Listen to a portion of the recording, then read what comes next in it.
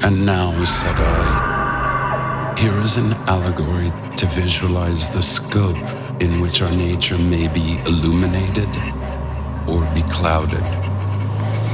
Envision the state of men inhabiting a kind of cavernous subterranean chamber whose entrance is exposed to the light and is preceded by a long passageway down into a cave. The prisoners have been here since childhood, chained by their legs and necks to limit movement and vision, so that only what is in front of them can be seen.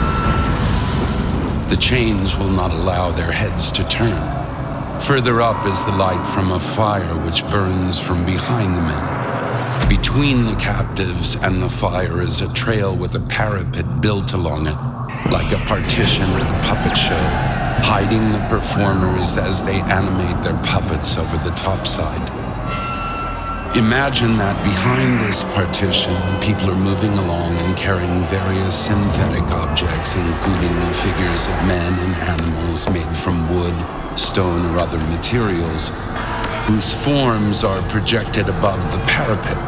Some will be talking, others are silent. Captives within such a form of confinement would have seen nothing of themselves or of one another, except for the shadows thrust by the firelight onto the wall of the cave facing them. Or would they? If they could speak to each other, would they not presume that their conversation referred only to those moving shadows within their sights? Suppose that in this prison, there was an echo coming from the wall facing the prisoners. When one of the persons crossing behind them would speak, the prisoners could only assume that the sound had come from the shadow passing right before their sights. Reality, then, to these prisoners would be established in the form of nothing but shadows from artificial objects. Imagine if one captive was set free, forced to quickly rise, turn his head, and walk with eyes elevated to the light. Such movements would bring pain. He would be too overwhelmed to fully comprehend the objects whose shadows he had been used to seeing.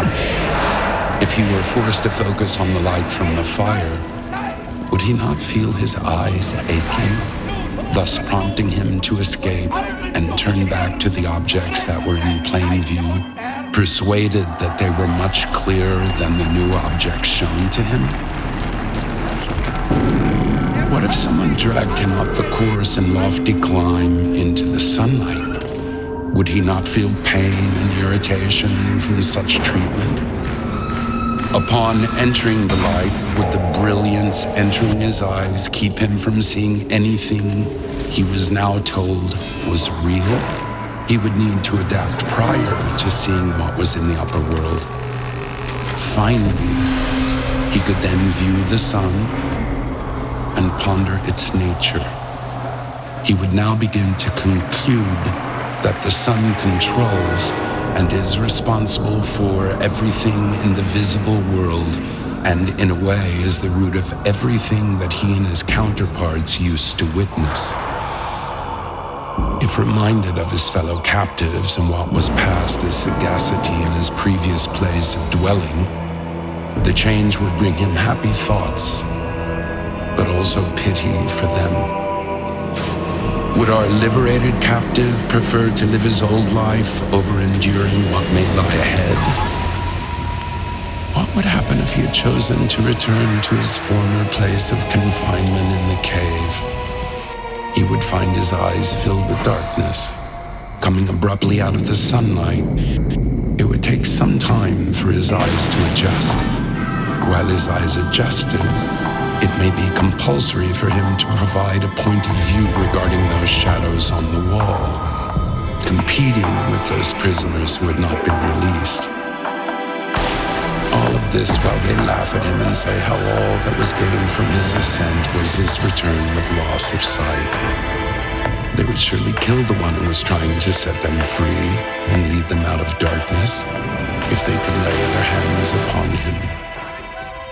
My dear Glaucon, every detail in this allegory is meant to align with our prior study.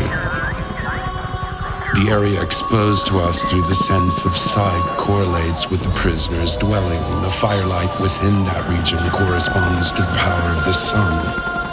The climb to explore the upper world may be characterized as the soul's rising into the realm of the knowledgeable.